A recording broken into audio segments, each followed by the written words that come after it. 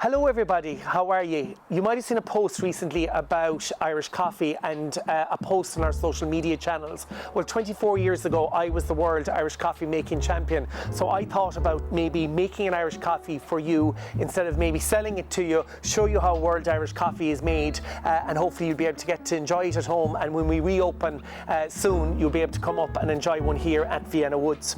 So simple ingredients that you need to make the perfect Irish coffee. First of all, you need to choose a whiskey. I'm selecting Jameson because it's made here locally in Cork, so I want to support local.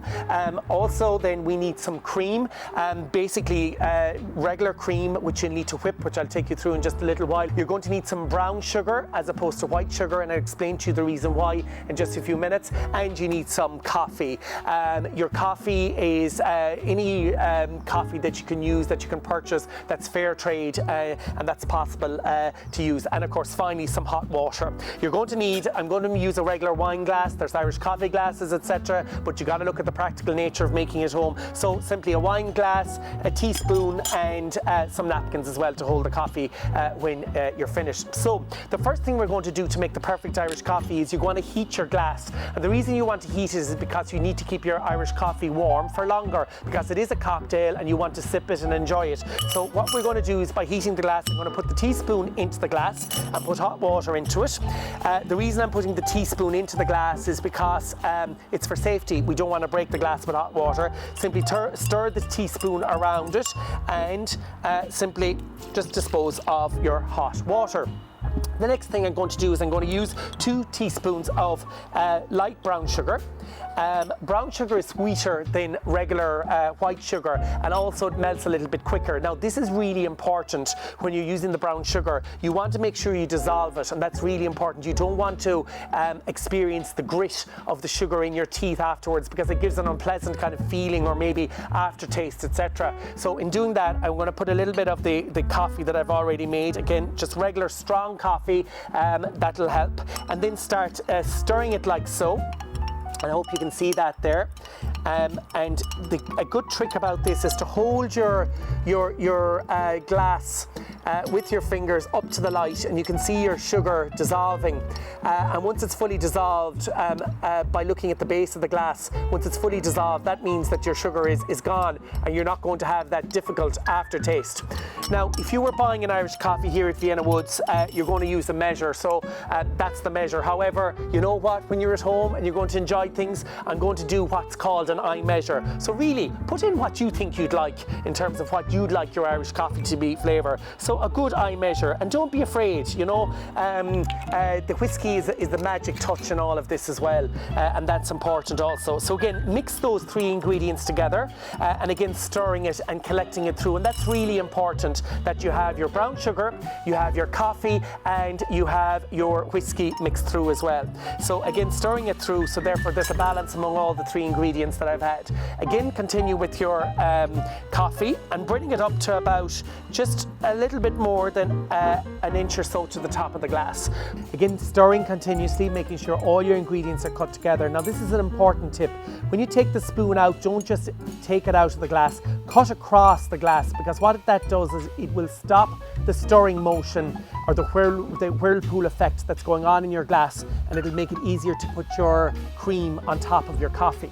So the next step then is the cream. So this is regular pouring cream, and all you simply do is you get your regular pouring cream and you whisk it a little.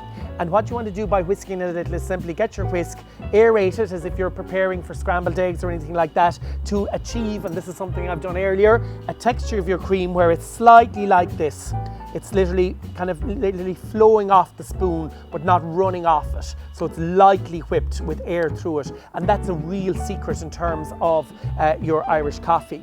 The other thing I want to highlight to you as well in terms of getting your cream onto your coffee, if you can at all, simply get, like we have here, a spittoon or otherwise with hot water, and simply get your spoon and heat your spoon as well. And that's a trick, because by heating the spoon, the cream will come off your spoon much easier, and therefore you won't have to knock it off. So here we go, here's the test. So we're going to start putting the cream on very gently. Can you see that? and it's resting beautifully on top of the coffee. So I can't see it from where you're looking at it, but hopefully you should start to see the cream starting to form a beautiful creamy white band across the top, which is now starting to resemble what is an Irish coffee. So Irish coffees were invented in Foynes in County Limerick. And I should call out the Foynes Flying Boat Museum there, and Margaret Shaughnessy, who was the pioneer behind the World Irish Coffee Festival, which I won.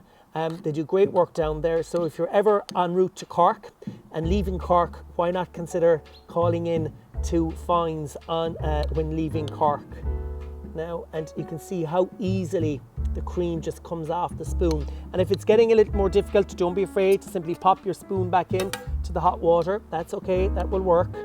And you get your cream, and you can see this cream literally simply like velvet flowing off the top of the spoon. And you can see the Irish coffee coming together now. So what you should have, and I'm looking around to say, yeah, this is looking good. What you should have now is an Irish coffee whereby you have your ingredients, which are your brown sugar, your Jameson Irish Whiskey, your coffee, and then your cream, all locally sourced ingredients if at all possible. And then just to accompany it with, put it on a plate or a side plate with a napkin. A lot of places like to add something on top like coffee beans or sprinkles of X, Y, and Z. The original Irish coffee had nothing on top of it at all. You got it as it was. And the trick then in terms of the taste test, all you got to do is, because some people just take it and they gulp it right down, you need to drink the coffee to the cream, and that's the taste test. So here's going to try it. But anyway, best of luck at home. Let us know how you get on, and hopefully we'll see you in Vienna Woods soon for a World Irish Coffee. Thanks for watching, and stay well, everyone.